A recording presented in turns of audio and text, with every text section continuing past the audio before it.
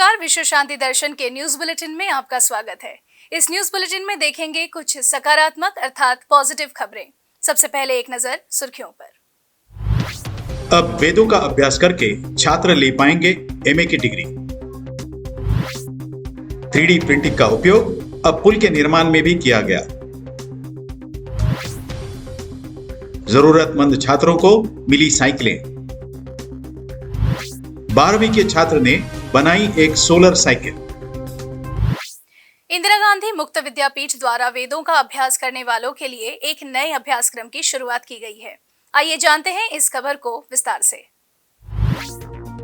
अब वेदों का अध्ययन करके एमए डिग्री हासिल करना संभव है।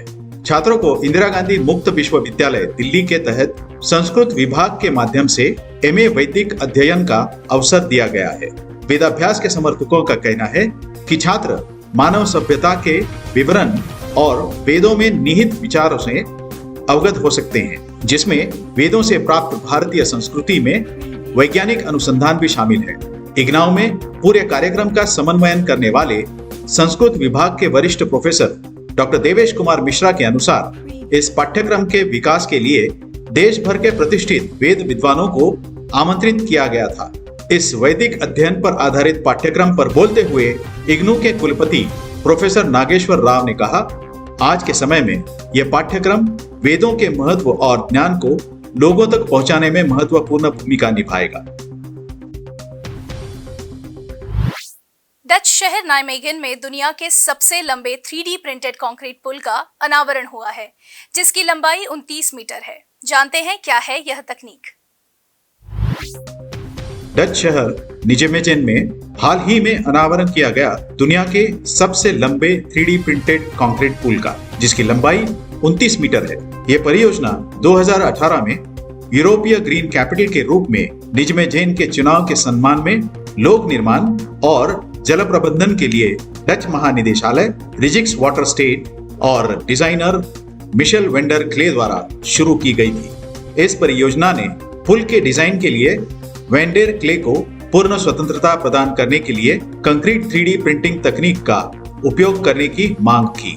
भौतिक विकल्पों या कंक्रीट फॉर्मवर्क जैसी पारंपरिक प्रक्रियाओं की सीमाओं द्वारा प्रतिबंधित किए बिना वेंडर क्ले एक अधिक व्यक्तिगत स्पर्श जोड़ते हुए विभिन्न स्थानों पर विभिन्न बलों को अवशोषित करने के लिए पुल को डिजाइन करने में सक्षम था। एक शिक्षिका के जन्मदिन पर मिला छात्रों को उपहार। इस अनोखे सामाजिक उपक्रम के बारे में लेते हैं ज्यादा जानकारी। एक तरफ सड़क से लेकर दिल्ली तक सभी का जन्मदिन धूमधाम से मनाया जाता रहा, तो दूसरी तरफ बीड शहर की शिक्षिका अर्चना सानप हमेशा जरूरतमंदों की मदद करके मनाती है अपना जन्मदिन। इस साल उनके जन्मदिन के मौके पर जरूरतमंद छात्रों को साइकिलें बांटी गई। उनके कुछ पड़ोसियों ने इस प्रयास में साइकिलें दिलाकर मदद की, लेकिन अपना नाम कहीं पर आने नहीं दिया। इसके अलावा अर्चना सानप ने शिक्षा के क्षेत्र में काम करते हुए सामाजिक क्षेत्र में भी उल्लेखनीय कार्य किया। उन्होंने बीड में जनाधार प्रतिष्ठान के माध्यम से कोरोना संकट के दौरान बहुत अच्छा काम किया। साथ ही आरसा फाउंडेशन के माध्यम से महिलाओं को आत्मरक्षा का पाठ भी पढ़ाया। वडोदरा के 18 वर्षीय छात्र ने पुरानी साइकिल को बदला है सोलर साइकिल में। जानते हैं क्या है यह आविष्कार।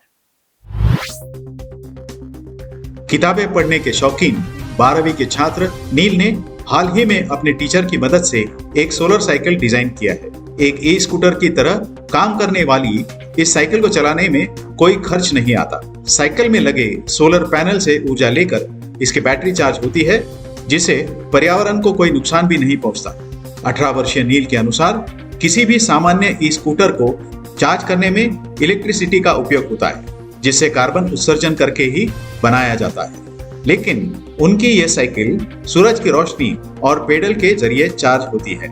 इससे न पैसे खर्च होते हैं और न किसी तरह का कार्बन उत्सर्जन होता है। स्कूल के बेस्ट आउट ऑफ वेस्ट प्रतियोगिता में जहां दूसरे बच्चे घर या पेन स्टैंड बनाकर लाए थे, वहीं कक्षा 7वीं में पढ़ने वाले नील ने बेकार पड़ी प्लास्टिक बोतल, कार्डबोर्ड और छोटी मोटर लगाकर एक हेलीकॉप्टर बनाया था। यह हेलीकॉप्टर 1 फुट तक उड़ भी सकता था। इसी के बाद उन्होंने किताबें पढ़कर ही टेलीस्कोप, एटीएम, प्रोसेसिंग प्रिंटर और रोबो सहित कई इनोवेटिव प्रोजेक्ट तैयार किए। आज उनके सोलर साइकिल के लिए नीम की बड़ी प्रशंसा की जा रही है।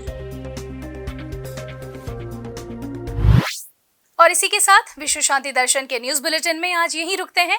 नमस्कार।